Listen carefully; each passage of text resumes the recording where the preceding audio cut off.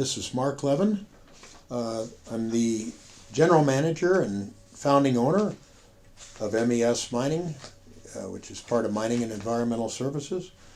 We're a consulting and contracting company that does underground mine and tunnel design work pretty much all over the western United States. Well, I was always fascinated with mining since I was a child. I can remember being in the backyard, digging for gold, panning for gold, going with my father as a young child into the desert in California looking at abandoned mine sites, climbing around, and did a lot of that in high school and just became fascinated with the mining processes. My late teens, I got a job at a underground coal mine, very steep pitch coal mine near Carbondale, Colorado.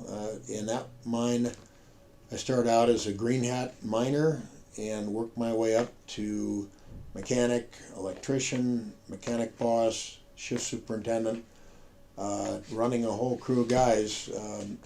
By the time I was in my early 20s, most of those guys were a lot older than me. I went to the mine, very hazardous work back then. This was starting in the late 70s and continuing in the early 80s. Standards were not what they are today. Disabling injuries and fatal injuries were actually quite common.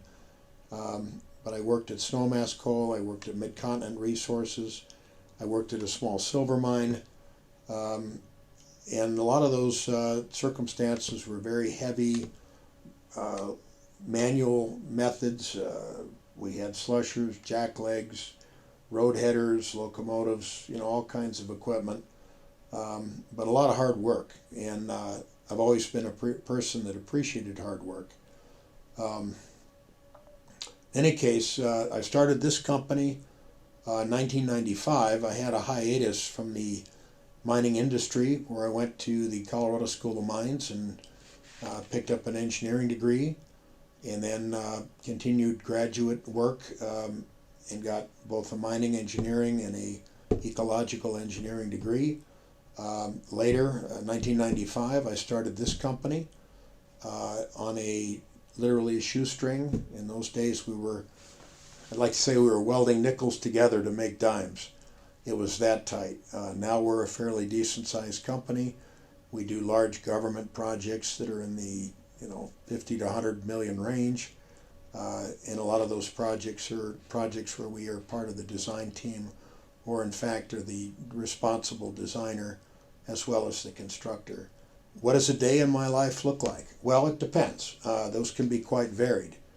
Office days can be anything from working on a bid, handling administrative things, contractual negotiations, risk reviews, working with our legal team,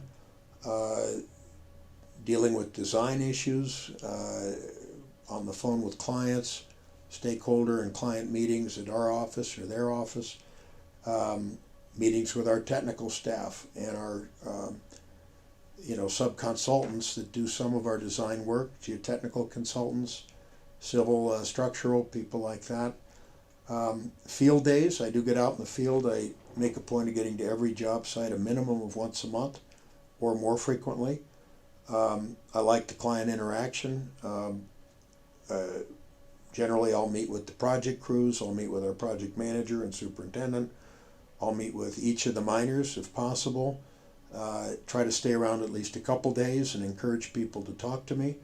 I get into talking to the client typically, handling the key client interface and dealing with business issues or technical issues, trying to give them the best possible advice that we can to meet their objectives. In the early days, I was completely hands-on. So when we started the company, I ran any piece of equipment that needed to be run. I've got plenty of pictures of me mining tunnel with jackleg and overshot mucker or small LHD and running an excavator or loader or whatever it took, doing electrical work. I did it all, and as part of the team. I don't do that anymore. But I still know how to do the work. And I think knowing how to do the work is very important to estimating the work and also to managing the work.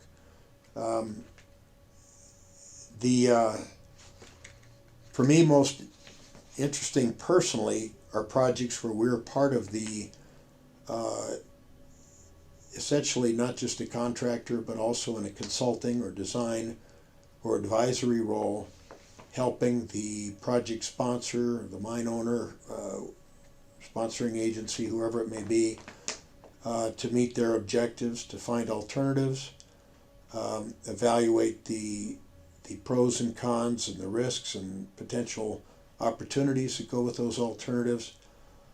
And I really think it's important that we give the best possible advice that we can, not the advice that makes our company the most money in the short term necessarily, but our job is to help people get their project done in the manner that meets their most critical objective, whether it's schedule or cost or solving a difficult technical problem that really needs some thought. I do like the more challenging jobs. If it's a straightforward project, there's probably 10 companies that can do it, and frankly, that's boring. We like projects that are kind of the double black diamonds of the tunneling world, either remote location or very complicated requirements. And those projects are fun to do, as well as being challenging. And certainly they have a lot of long sleepless nights that can go with that. But there is reward too in knowing that you've done some stuff that not everybody can do. In terms of problem solving, my dad was a chief engineer and big troubleshooter in the defense business for really big projects, and he taught me at a young age that a lot of times when problems are seemingly insurmountable, that the problems can be solved, or a good solution can be found, by going back several steps and examining and testing what people thought were seemingly rigid constraints that led them into a box that they didn't have a feasible pathway to meet the objectives. And frequently you have to go back to the very beginning or to a back step to an early stage in the logic process and actually push people to reevaluate the necessity of those constraints, and are they really as rigid as they think they are. And sometimes that's a client education thing. They've got to deal with organizations within their own company, and that doesn't always happen overnight. But frankly, many times when something seems to be in a difficult position, going back and rechecking those constraints for rigidity is the way out of the box. What is your favorite thing about working in the mining industry? Well, that's easy. Pardon my French. The mining industry is a no bullshit industry. At the bottom line, you either did or didn't get the work done. You either did or didn't mine the footage. You either did or didn't get your job done that day, and you see something get done every day. So it's not a job that, people that want to bullshit their way through life can succeed in this industry for very long. Everybody knows who they are. Their reputation, precedes them and follows them. And at the same time, people that are getter-doners, people that can, again and again, get the work done, get the tough projects done, that reputation is also there, and it's a small business. And frankly, that's how we get most of our work. It's people that know what we've done, either past clients or relationships where we can transfer that information, and people see what we've done, and that's very important. If you could change one thing about the mining industry, what would it be and why? Well, that's easy, for me anyway. I think there's a greed factor permeating the business, the mining business in particular. Particularly you see it with not only junior mining companies, but there's a short-sightedness and a greed that really prevents sometimes the best decisions from being made. That's obviously not all companies, but I do think that there's at least a strata in the mining industry that is attracted to that, and that does our industry a disservice reputationally and with respect to social license as well.